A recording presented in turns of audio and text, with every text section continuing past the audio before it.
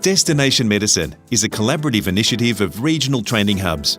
With first-hand lessons learned from those who have gone before, this podcast is designed to assist and inspire anyone interested in pursuing a medical career in rural and regional Australia.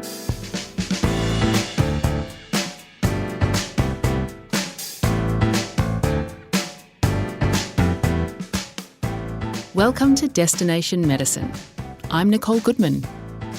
Associate Professor Mark Arnold is the head of the School of Rural Health, Dubbo, Orange, as well as a practicing rheumatologist in Western New South Wales.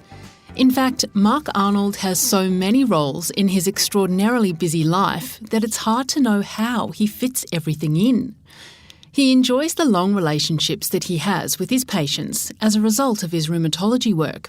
He enjoys seeing his students thrive and develop their own careers, even to becoming medical peers. He's passionate about ethics, both as a discipline in itself and as an intrinsic part of medicine. And he loves the rural life, something he would suggest anyone interested in medicine should consider. If the opportunity arises, he says, give it a go. But for all his achievements in the field of medicine today, Mark Arnold will tell us that life didn't start out so auspiciously, and medicine was not top of the list of career choices when he was still a young lad, as he explains to Heather Dawson. Look, when I was at school, I gave some thought to doing history, philosophy at uni. In fact, most people at school thought I would do that because they appreciated that I really didn't have a particularly mathematical bent or... In fact, I didn't even do biology at school, which was super dumb, actually. Really dumb. So I was behind the eight ball from the beginning, as you might imagine, particularly in 1978 when I started. But there you are, you muddle your way through. So from there, that inauspicious start, shall we say, how many universities did you apply to? What was the application process like? There weren't many options. There were three when I was at high school. So Uni of Newcastle, their first intake was in 78. So there was that application there. I don't think I even applied because, in fact, I was advised at school, look, if there's an interview, you're a bit of a misanthrope. You mightn't come across all that well. Maybe you should just stick to the academic stuff. So I took their advice. So there was only Sydney or New South Wales, and I'm pretty sure I applied to both. But I had wanted to go to Sydney University for reasons that weren't entirely clear to me because none of my family had been to university before. Well, you've certainly moved on well since then in the areas of rheumatology and academia. So how would you describe your current role, Mark? Well, I'm the head of a rural clinical school for Sydney University, or University of Sydney as we're properly known. That's at Dubbo and Orange, and we have a large program that takes people in their final 2 years of a graduate medical program. So Sydney University takes people who've got a prior degree, and so therefore a graduate program rather than undergraduate. And really we see the 2 years that we can offer students out here in Dubbo and Orange is very much a clinical immersion experience, which is very practical. And whilst there's a large academic component to our program, this is hands-on immersion with highly skilled clinicians in two really large teaching hospitals in a regional area. We take people for 1 year, and on occasions we can take people for 2 years, and they do find it very valuable practically. In 2022, we'll be having a full medical program, a stream of the Sydney medical program, which we'll implement in Dubbo and take students through from go to whoa, really. So that's extraordinarily exciting. It's also terrifying to make it all happen, but it's very exciting and I think a unique experience. So that's my university job. I do one or two other things as well. I have various roles with the Rheumatology Association. So the Australian Rheumatology Association has state branches. I'm the current vice president and I'm the convener of advanced training for rheumatology in ACT New South Wales, which means that I corral all of our heads of department in the various hospitals together and corral all of the trainees together, and we try and work out who gets into the program and who goes where and when, and I've been doing that for the past few years. I've been a branch counsellor in New South Wales for 8 years now, I think, 7 or 8 years. And I previously was the chair of the Regional Rheumatology Committee, which had a remit to actually make sure that rheumatologists could travel out to undertake clinical work in regional areas, usually people who are in metropolitan locations. That was a role I did for a couple of years, and I've handed that on to Simon Burnett, who's a fantastic rheumatologist from South Australia. College of Physicians, I'm a divisional clinical examiner. I've just stood down from the Clinical Ethics Committee and Clinical Ethics Working Party. I run the University of Sydney's Human Research Ethics Committee number 2. I'm on the executive for our Research Ethics Committee. I'm a member of the New South Wales Medical Council. I think that's it. That's enough, I think. That's busy days for you, Mark.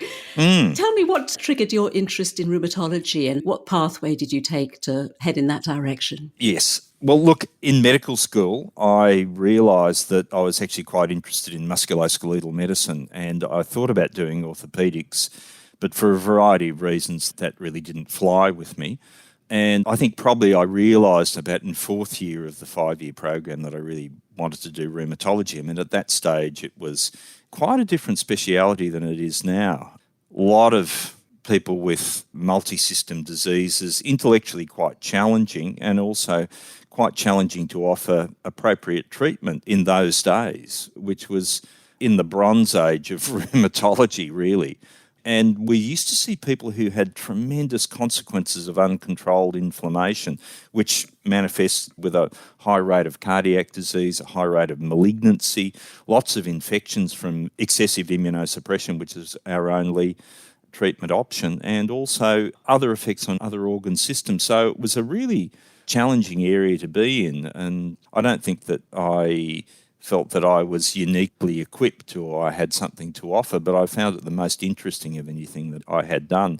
That said, I did an elective in musculoskeletal medicine at Lewisham Sports Medicine Centre, which was helpful because rheumatology used to be rheumatology rehab, and there was a large component of either physical medicine in rheumatology, which is what we would have called orthopaedic medicine back then, and then on the other hand, there's immunology and general medicine in between. So it was an area where you really had to have a good grounding in general medicine, a good grounding in physical medicine, and sort of understand immunology too. But remember, when I was at university, HIV had only been described in 1981, so how much of that had filtered down to medical students? Not a great deal.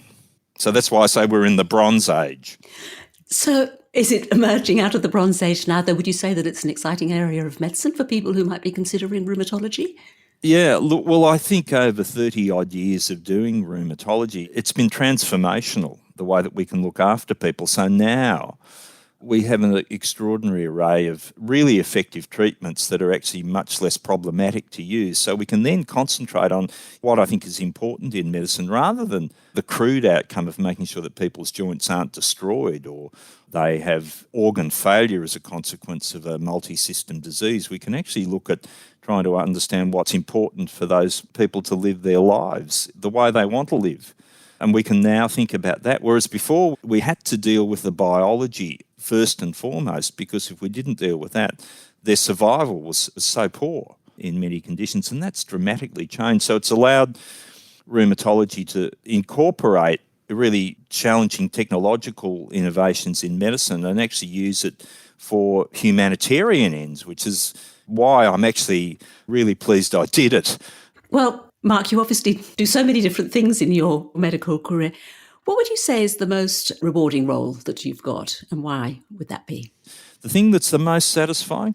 Well, there's two aspects, really. I mean, the first is when you have been involved with medical students training and you see people graduate to become hospital doctors and then get into training systems, training schemes, progress through those schemes, graduate, and then you end up working with them as colleagues, which is interesting. It's actually quite interesting for them because there's always a power dynamic in everything that we do in all of our lives, and having been someone's teacher, tutor, mentor, then when you're actually deferring to them because they actually know more about stuff than you do, and the look on someone's face when I say, well, look, that's your area, you need to tell me. It's what I used to tell my trainees, look, I'll teach you some rheumatology, but you'll keep me safe with general and other internal medicine because you're current in that, and I'm a subspecialist. So that's really satisfying.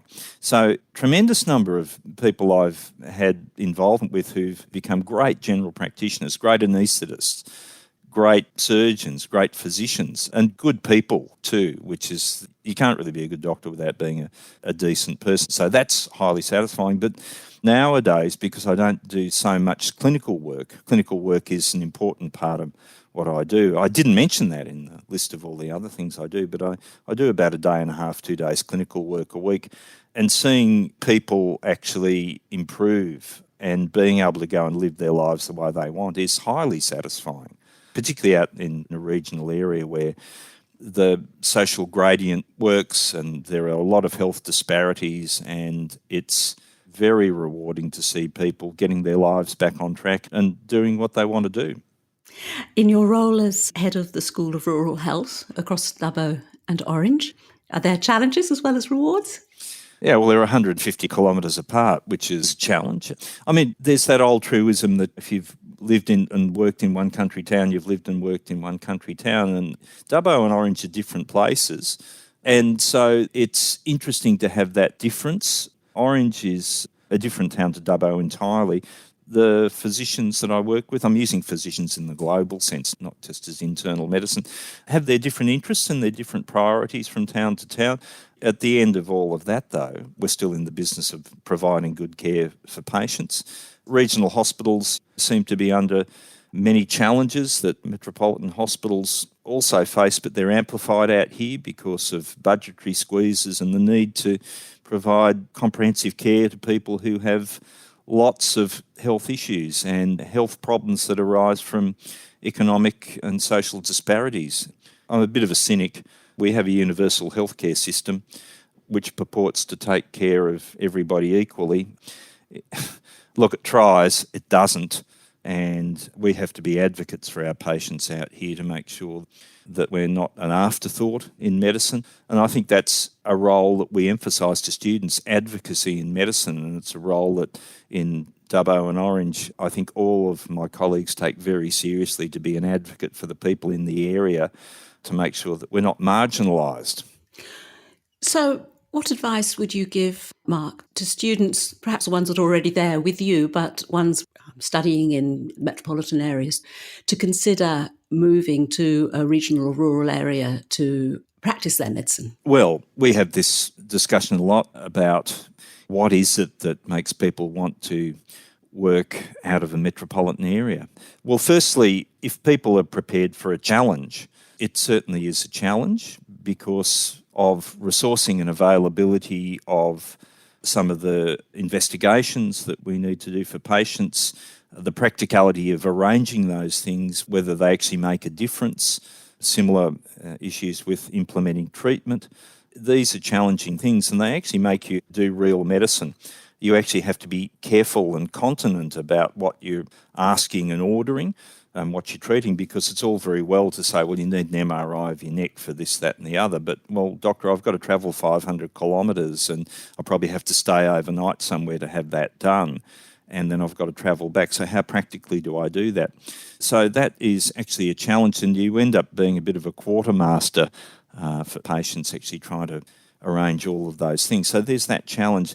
There's the advantage of working in a rural area is it is, I think, ultimately a lot more what medicine is about, how you actually influence the lives of people for good.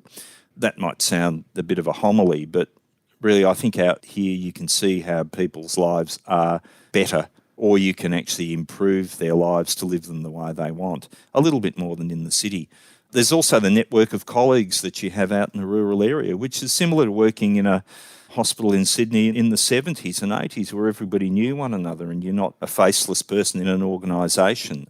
People talk about the medico-industrial complex. You're in a big business in a hospital and you're not depersonalised, but it is far more personal out in a regional area, working as a hospital doctor and working as a physician in the area.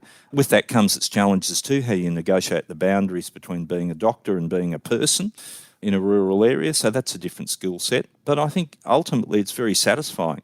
You could talk about, there are any number of other imperatives as to why you wouldn't want to work in a city, such as traffic, etc., which are always thought of as imperatives to come out rurally. But as in medicine, we all often talk about risk-benefit. I try and reframe that and talk about benefit-risk. There's a benefit from working rurally and having a long-term rural career. Yes, there is a risk, but no, we've got to reframe how we talk about things. Let's not talk about risk-benefit. Talk about benefit-risk with medical treatment and with choices that you make in your life. And, open yourself up to a bit of adventure. I mean, I made the change to working rurally midway through my career, I suppose, having worked in a metropolitan hospital forever, really. I was a student there and I worked not on staff, I was a VMO there. And I felt like I was part of the garden furniture, out in the garden, not in the main part of the building, but out with the garden gnomes. There was a sense of not having done as much as you could do, but having a sense that you could probably do a little bit more, and it was probably time to actually have a bit of an adventure. And fortunately, my family agreed. So what advice would you give to a student, or do you give to your students, if they're unsure about what career path to take? And perhaps I could add to that by saying if rheumatology was just being thought about, perhaps. Well, I think rheumatology it's not unique in internal medicine as a discipline, but it is something that allows you to have longitudinal care of people for an enormous amount of time. I still see someone that I first met when I was a resident in 1984, and I'm still looking after them. They haven't got bored with me yet, which is good. So that's nice, and that's similar to the relationships that you have in general practice. Rheumatology actually is all about relationships, particularly with inflammatory diseases. It's about continuity of care and understanding how those people live their lives. I think that's highly satisfying. So that's at one level. At the other level, there is that technological and intellectual challenge of dealing with difficult multi-system diseases, and in an area which is undergoing still a lot of technological improvement and refinement. So I think that the treatments that students today, if they choose to do rheumatology, will be using in 20 years' time are going to be vastly different from what we use at the moment. And we think we're doing pretty well at the moment, but I'm sure we can do better. Looking back over your career, are there any memorable moments in your career that you'd like to share with us? The milestones, the things that I'm really pleased about is that I eventually re-engaged with academic medicine after having been somewhat disillusioned early in my career with it. And re-engaging has been really helpful. Re-engaging with research, and particularly research ethics, and going back to the things that were interesting for me. And the discipline of bioethics, which didn't exist when I was a medical student, it became a thing. And that's actually probably one of the most foundational changes that I made in my career, was to go back and do a master's by coursework in bioethics, which has eventually led on to a doctorate. And that has been something that's really broadened the depth of what I do in my clinical career. So I think the advice that comes out is keep yourself open to opportunities. And if you see things that are interesting, please try them out. And your final words? If you're thinking about medicine, think about rural medicine globally, and any opportunity that comes up to spend some time in a regional or rural area, please take it. Because the longer you'll spend there, even if you don't work rurally, it'll still give you a great grounding in how people live their lives out of a metropolitan area and what's important for them. And so when you do look after them, even if you don't work out in the bush, and even if you're not a fly-in, fly-out or drive-in, drive-out person, you'll actually be able to give those people better care, because you'll understand that their lives are lived somewhat differently from someone within 6 kilometres of a CBD somewhere. And remember that people have lives outside the consulting room. So it's your obligation to find out how they live the rest of their life in between your visits, so you can make those lives better. Associate Professor Mark Arnold from the School of Rural Health, Dubbo, Orange. This is Destination Medicine. Thanks for listening. Regional training hubs are supported by funding from the Australian Government under the Rural Health Multidisciplinary Training Program.